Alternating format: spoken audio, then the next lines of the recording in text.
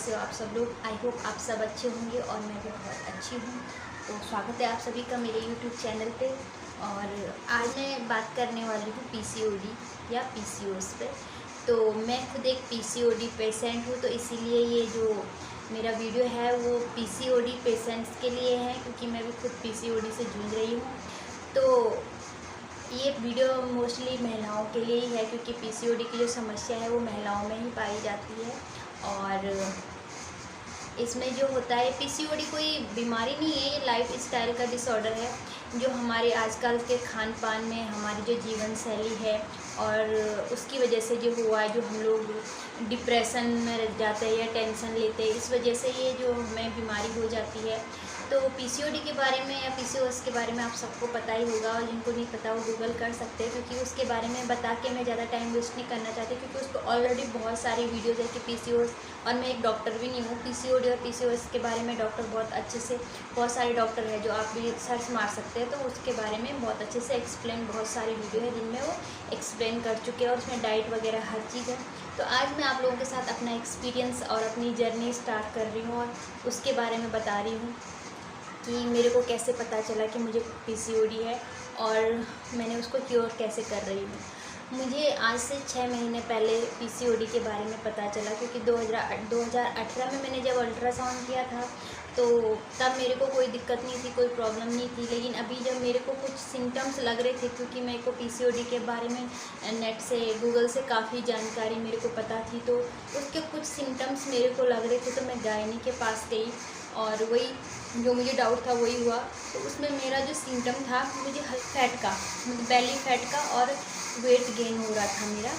तो weight gain के साथ साथ मेरे को हेयर का भी प्रॉब्लम, उतना ज़्यादा नहीं, लेकिन जो मेरे पहले जितने हेयर नहीं थे, अब मुझे जैसे पाँव पे, हाथ पे, इधर मेरे को पहले पाँव जो पहले हेयर नहीं थे वो अभी ग्रोथ आ रही थी, इधर पहले बिल्कुल भी नहीं थे।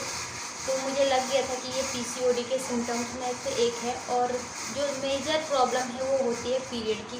तो पीरियड तो मेरा पहले से ही 28 और 35 दिन के बीच का रहता है स्टार्टिंग से ही, और ज़्यादा हैवी फ्लो भी नहीं रहता। लेकिन अब क्या हो गया था कि 35 और 40 के बीच में आ रहा है कभी, और वो भी बहुत स्कैंटी, मतलब बिल्कुल धब्बे लगना जिसको बोलते हैं, ना के बराबर।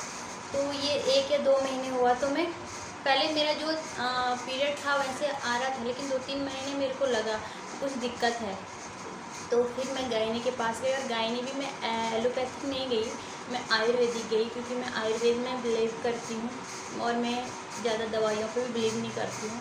मैं सेल्फ मेडिटेशन पे ही अपने आप को ठीक करने में बिलीव करती हूँ। तो मुझे क्या प्रॉब्लम है, उसके लिए मुझे गायनी के पास तो जाना ही है, डॉक्टर के पास जाना है, लेकिन उसके बाद सॉल्यूशन क्या है, हमें आयुर्वेद की तरफ भी जाना चाहिए, क्योंकि वो नेचुरल है, उसके कोई साइड इफ़ेक्ट नहीं होते। अगर आप ठीक नहीं हुए तो आपको कोई दिक्कत भी नहीं होगी, कोई प्रॉब्लम भी नहीं होगी।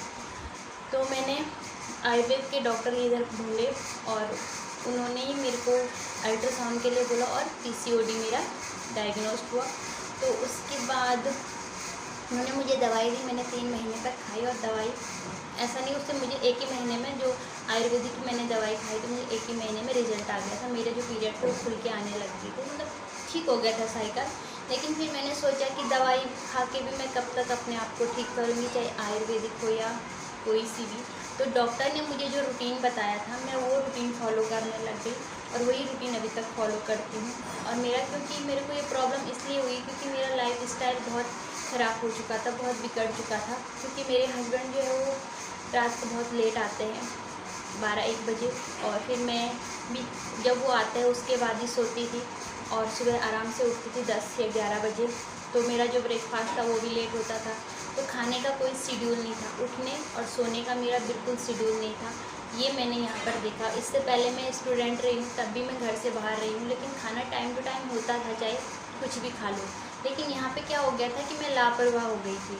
खाने का कोई शेड्यूल नहीं, सोने का कोई शेड्यूल नहीं, रात को 2-2 बजे तक मोबाइल देखने, या इनका जब तक वेट करो तब तक फ़ोन देखना, नहीं तो नींद आ जाएगी। तो फिर इसीलिए तो डॉक्टर ने मुझे सबसे पहले जो बोला, उन्होंने सबसे पहले मुझे यही पूछा कि आपका सोने का टाइम क्या है और उठने का टाइम क्या है, और खाने, ब्रेकफास्ट और लंच का टाइम क्या है, डिनर का टाइम क्या है। जब मैंने उनको ऑनेस्टली बताया मैं इतने बजे उठती हूँ, तो उन्होंने कारण पूछा, फिर भी उन्होंने बोला कि चाहे कुछ भी हो, आपको रात के 10 बजे तक सोना है।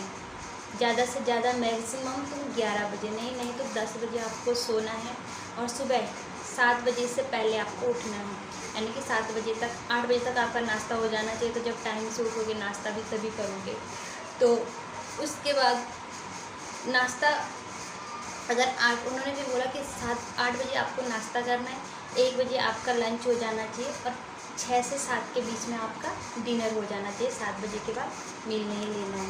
सेकंड थिंग, मैदे वाली चीज़ें, बाहर की चीज़ें बिल्कुल बंद। जो होता है फास्ट फूड में वैसे भी खाती नहीं हूँ, और थोड़ा बहुत खाती थी, चाउमीन और मोमोज़ खाती थी। पिज़्ज़ा साल में एक बार, ऐसा कुछ पिज़्ज़ा लवर मैं हूँ नहीं, और या डेली ये सारी चीज़ें खाने वाली भी नहीं हूँ। लेकिन हाँ, चाउमीन और मोमोज कभी कभार हो जाते हैं, महीने 2-3 महीने में, ऐसा नहीं रेगुलर, कभी 2-3 महीने में खा लिया। तो जो मेरा मेन था, मैंने अपनी प्रॉब्लम देखी, मेरा मेन था खाने का टाइम और सोने का टाइम। जो मैं खाना खा रही थी वो सिर्फ एक टाइम खा रही थी या 2 टाइम खाती थी, खाने पे ध्यान नहीं देती थी, और सोने का कोई टाइम नहीं था।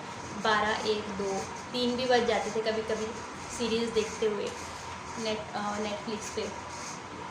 तो जिस दिन से मैं डॉक्टर के पास गई, उस दिन से मैंने अपना रूटीन चालू कर दिया। मेरा एक है कि मैं बहुत अनुशासित हूँ पहले से। अगर मुझे कोई चीज़ बोल दी गई तो वो मैं करती हूँ, जब तक नहीं है तो वो चीज़ अलग है। लेकिन पहले से ही मैं डिसिप्लिन में, अगर कोई चीज़ का डिसिप्लिन है और मुझे बताया गया है तो वो मैं स्ट्रिक्टली फॉलो करती हूँ। तो मैंने अपना सितंबर से और अभी तक मेरा वही रूटीन है जो डॉक्टर ने बोला है। मेरा ये नहीं कि मैं डॉक्टर के पास नहीं जा रही हूँ तो मैं अपना रूटीन फॉलो नहीं करूँगी। सबसे पहले हम लोगों को अपना रूटीन फॉलो करना है। और बिलीव मी, आप लोगों को भी मेरे जैसा अच्छा रिज़ल्ट आएगा। तो मेरे को वैसे भी दवाई से 1-2 महीने में रिज़ल्ट आ गया था, लेकिन दवाई छोड़ने के बाद थोड़ा सा दिक्कत हुआ ज़रूर, लेकिन मेरा रूटीन वही रहा। मैंने अपना रूटीन नहीं बदला। इसीलिए मैं आप लोगों से, जो मैंने आगे ब्लॉग बनाए हैं उनमें मैंने कहा है कि हेल्दी खाना खाइए, वॉक पे जाइए, एक्सरसाइज कीजिए। योगा मैं पहले से ही करती थी, जब से मैं स्टूडेंट रही हूँ, बीच में छोड़ दिया था। और एक्सरसाइज ये सब पे मैं पहले से ही, क्योंकि मैं आयुर्वेद को फॉलो करती, तो कुछ चीज़ें तो मैं खुद से भी अपने आप को ठीक रखने की कोशिश पहले से ही करती थी। क्योंकि वहाँ की लाइफ स्टाइल बाहर की कहीं ना कहीं बिगड़ जाती है। खाना बाहर का मैं वैसे ही पहले से अवॉइड करती थी, पर फिर भी कहीं ना कहीं हम लोग कभी मैदे जैसे मैगी हो गई, मैक्रोनी हो गई, ये चीज़ें खा ही लेते हैं। समोसे हो गए, ये चीज़ें तो हम लोग खाते ही हैं। और शुगर तो मैं मीठा खाती नहीं हूँ।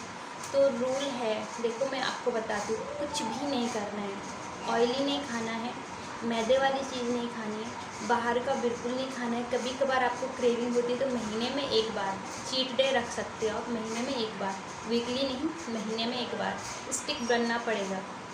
और सुबह और शाम, सुबह वॉक करो, योगा करो, चाहे शाम को वॉक करो या योगा करो, डिवाइड कर दो। 1 घंटे सुबह करो, 1 घंटा शाम को। जिसको टाइम नहीं होता, आधा घंटा सुबह करो, आधा घंटा शाम को यानी कि खाना खाने से पहले। जैसे हम 1 बजे लंच कर लेते तो 5 बजे आप लोग अपना योगा या एक्सरसाइज, जो भी आपको ठीक लगता है, जुम्बा, वॉक, योगा, जो भी चीज़ आप, डांस, कुछ भी आपको फिजिकली एक्टिविटी बहुत ज़्यादा करनी चाहिए, एक्टिव रहना चाहिए, जिससे आपकी कैलोरी बर्न हो। आप कितना कैलोरी खा रहे हो उस पर भी ध्यान दो। अगर आपका खाने में, डाइटिंग में थोड़ा सा आपको क्या करना पड़ेगा कि 4 चपाती अगर आप खाते हो तो 3 पे आ जाओ। और जो 1 चपाती जो आपकी भूख होती है उसका आप सैलेड खाओ और दाल पियो। दाल में मैंने मूंग की दाल पी, मतलब 3-4-5 महीने तो मैंने मूंग की दाल, अभी मैंने अरहर की दाल, क्योंकि अभी मैं गांव जाने वाली हूँ तो मुझे अपना रूटीन गांव जाके तो ये सब फॉलो नहीं कर पाऊँगी। तो मैं धीरे धीरे वो चीज़ खा रही हूँ, क्योंकि गांव जाके मुझे यहाँ का जो मेरा डाइट है मैं वहाँ फॉलो नहीं कर पाऊँगी। गांव में वो सारी चीज़ें नहीं मिलेंगी और ना मैं उतना फॉलो कर पाऊँगी। लेकिन गांव का एक बेनिफिट है कि हम गांव में फिजिकल वर्क ज़्यादा करते हैं, तो जो भी खाते हो ईजिली पच जाता है। तो इसीलिए मेरा इस PCOD को ठीक करना है तो टाइम से खाना और टाइम से सोना, और बाहर का खाना टोटली अवॉइड कर देना, बिल्कुल ही बंद। और पानी जितना ज़्यादा हो उतनी ज़्यादा अच्छी मात्रा में पीना है। तो मैं ये सारी चीज़ें बहुत शॉर्ट में और जल्दी आपको बता रही हूँ, क्योंकि वीडियो मैं नहीं चाहती कि ज़्यादा लंबा हो। और इतना ज़्यादा बताने जैसा कुछ भी नहीं है, क्योंकि सिंपल सा एक ही फंडा है, टाइम से सोना, टाइम से खाना, टाइम से उठना, और फिजिकल एक्सरसाइज और बाहर का अवॉइड करना, बाहर मतलब टोटली अवॉइड करना, अपने घर का बना हुआ खाना और खाने में थोड़ी क्वांटिटी राइस की कम करना, उसकी जगह पे सैलेड खाना, रोटी की क्वांटिटी कम करना, उसकी जगह पे सब्जी दाल या सैलेड खाना और फ्रूट्स आपको अपने रूटीन में रखने बहुत ज़रूरी है। ग्रीन वेजिटेबल मस्ट है, दाल मस्ट है। चाहो तो आप रोटी और चावल कम कर दो, लेकिन सब्जी दाल और फ्रूट्स और सैलेड को अपनी लाइफ में सबसे ज़्यादा प्रायोरिटी रखो और पानी को, ये सारी चीज़ें टाइम टू टाइम होनी चाहिए। आई होप कि आप लोगों को मेरे जो ये वीडियो है इससे कुछ समझ आया हो। अगर फिर भी आपको कोई कन्फ्यूजन हो, कोई चीज़ समझ ना आए तो मुझे कमेंट करना, और उसमें जिस चीज़ पे कमेंट होंगे मैं आप लोगों को उस तरीके से समझाती रहूँगी वीडियो में। ये मेरा फर्स्ट वीडियो था PCOD पे और जो मैं फॉलो कर रही हूँ, तो मैंने अपना वेट भी लूज़ किया है 6 महीने में और बॉडी भी एकदम स्लिम हो गई है। और बाकी जो प्रॉब्लम्स थी जैसे क्रैम्प आना, मेरे को पीरियड से पहले 15 दिन पहले हाथ पाँव में दर्द होना, चक्कर आना, वीकनेस आना, तो मैं एक्टिव हो गई हूँ एकदम और बिल्कुल भी मुझे फील नहीं होता है। नहीं तो बीच में बहुत मेरे को इतना प्रॉब्लम होता था, पीरियड्स का टाइम से 15 दिन पहले से मेरे को दिक्कतें होने लग जाती थी। अभी मुझे पीरियड्स में भी कोई दिक्कत नहीं होती है। तो हम जितना आपको अपने आप को एक्टिव रखेंगे उतना हमारी बॉडी हमको अच्छे से सपोर्ट करेगी। तो उसको सपोर्ट करने के लिए हमें उसके अंदर जो एनर्जी है वो भी अच्छी डालनी है। शुगर बहुत कम, जो लोग खाते हैं तो वो कम कर दें और बाहर का खाना अवॉइड कर दें। मेरी इतनी ही रिक्वेस्ट है कि बाहर का खाना बिल्कुल बंद कर दें। फिजिकल एक्टिविटी जितनी ज़्यादा हो सकती है, स्ट्रेस फ्री हो गई, yoga, meditation, fast walk, slow नहीं, फास्ट वॉक, आधा घंटा फास्ट वॉक। जिसके पास टाइम नहीं है आधा घंटा कम से कम निकालें। आधा घंटा सुबह वॉक करें, इवनिंग में योगा करें। अगर मॉर्निंग में योगा कर रहे तो इवनिंग में वॉक करें। तो अपना शेड्यूल जैसा होता है वैसा बनाएं। लेकिन अगर आपको PCOD से मुक्त होना है, हमेशा के लिए दवाओं से दूर रहना, तो ये सब तो करना ही पड़ेगा। तो आई होप कि आप लोगों को ये वीडियो अच्छा लगा हो, और कोई क्वेश्चन हो तो कमेंट करना। और वीडियो अगर अच्छा लगा हो तो please do like, share, subscribe. Education मिलता रहे, मैं आप लोगों को मोटिवेट करती रहूँ और मेरे अंदर जो नॉलेज है वो मैं आपको शेयर करूँ। और आई होप कि आप लोगों को ये वीडियो अच्छा लगा हो। तो थैंक यू सो मच।